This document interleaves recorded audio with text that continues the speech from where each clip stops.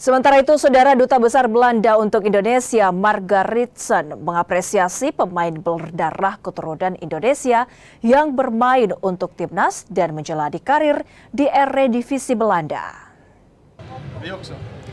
Reputasi timnas Indonesia terus beranjak naik dengan adanya pemain keturunan berdarah Indonesia Belanda.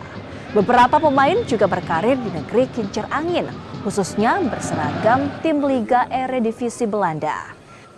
Di antaranya Justin Hapner yang kini memperkuat Fortuna Sittard, Biliado Yodatans yang berkarir di FC Utrecht, Mauro Zelstra yang berseragam FC Volendam, dan bek kiri Go Ahead Eagles, Dan James.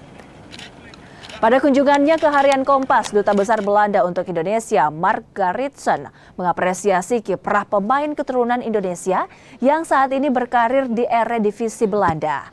Liga paling bergengsi di Belanda ini diharapkan dapat memicu dan menambah jam terbang para pemain keturunan jelang putaran keempat kualifikasi Piala Dunia 2026 8 hingga 14 Oktober.